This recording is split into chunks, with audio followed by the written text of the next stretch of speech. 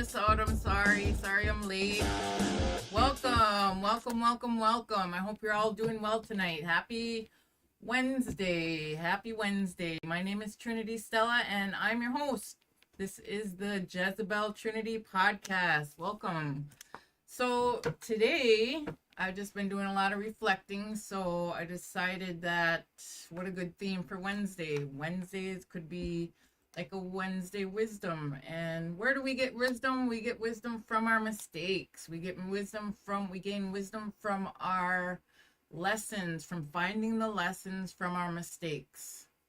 So tonight, my soul flam, I just wanted to share a little bit about my journey and just take a breath with me.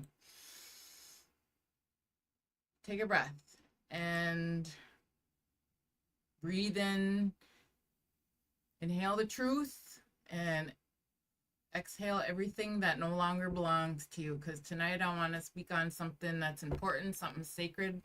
The moment you stop running from yourself, because that right there, that is where real freedom begins. And there was a time when I carried shame like a shadow. When I tried to outrun my past. When guilt sat heavy on my chest, like all in my chest. But the day I turned around and faced it, started facing things one day at a time, the day I said, yes, this is my truth, and I'm done hiding for myself, was the day healing began. I didn't find freedom in a place. I found it in honesty, and I found it being honest with myself. And facing yourself is the first act of liberation. And when I stopped denying my truth, when I owned it, went fully, without excuses, that's when everything started to shift. That's not weakness. Even though it kind of feels weak, it's warrior work, man. And the hardest choices were the ones that shaped me. Choosing better, even when it was the hardest choice. Choosing honesty. Choosing growth. Choosing myself. And even when it meant walking alone, those decisions were the ones that carried me farther than comfort ever did. And solitude wasn't punishment, it was initiation.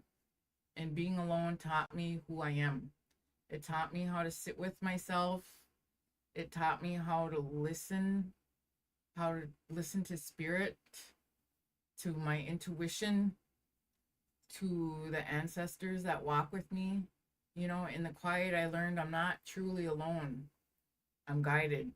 And shame transformed into wisdom when I faced it head on. I stopped pretending. I stopped running. And I met my past with open eyes.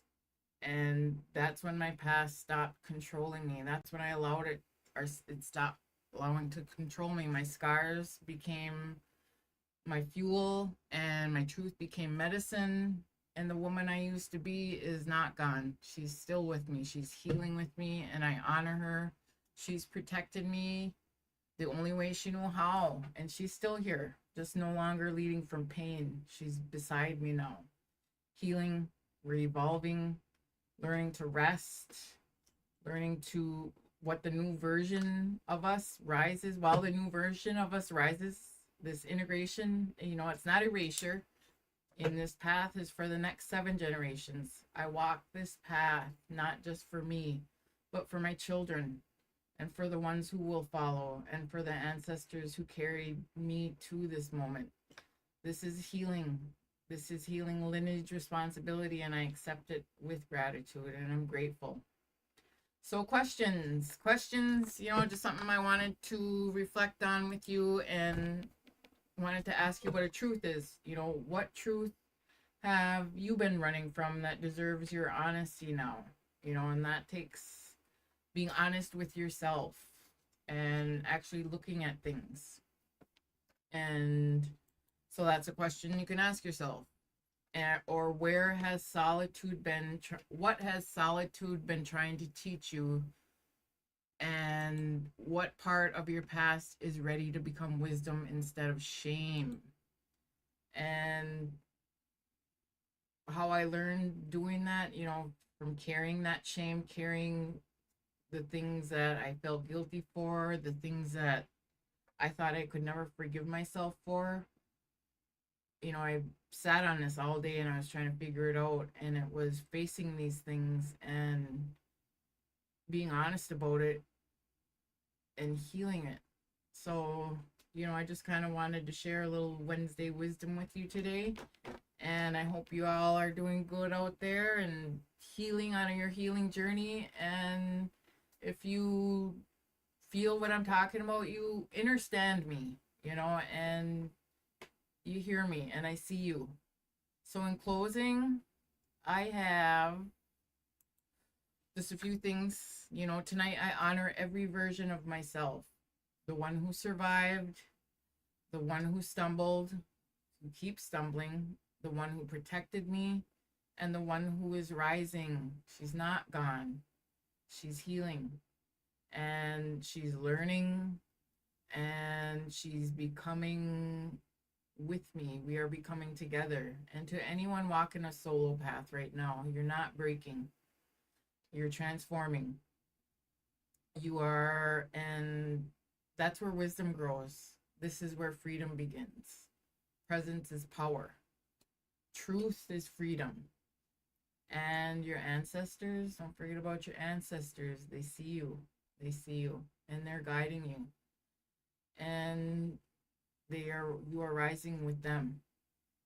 All right, guys. I hope out there that you're doing well, and I wish you well out there.